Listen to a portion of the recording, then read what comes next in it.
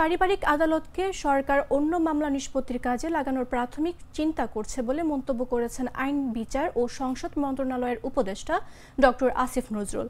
বলেন, পারিবারিক আদালতের মামলাগুলো বাধ্যতামূলক সালিসি প্রক্রিয়ায় ন্যস্ত করার পাশাপাশি অন্য মামলাও নিষ্পত্তির কাজে ব্যবহার করা গেলে আদালতকে মামলার চাপ অনেকটাই কমবে। শনিবার বান্দরবান পৌরসভার হাফেজঘোনা এলাকার জর্জকোট ভবন নির্মাণের সম্ভাব্য স্থান পরিদর্শনকালে এ কথা বলেন তিনি। খেলাধুলা যদি না করে বাচ্চারা, তাহলে তো তারা বিপথে চলে যাবে।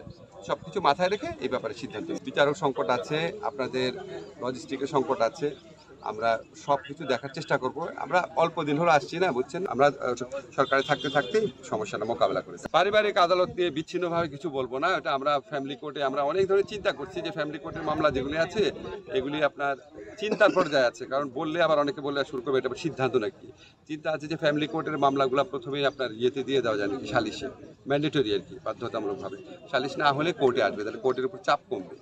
পারিবারিক আদালতগুলোকে আপনার মানে আরও অন্য ধরনের মামলা নিষ্পত্তির ক্ষেত্রে যাদেরকে কাজে লাগানো যায় আরও বেশি করে সেগুলি চিন্তা করে দেখছি। এগুলি কিন্তু আমরা যারা অংশীজন আছে তাদের সাথে আপনার মত বিনিময় করে সিদ্ধান্ত নিব। এখন কোনো সিদ্ধান্ত নেওয়া হয়নি, এটা প্রাথমিক চিন্তা।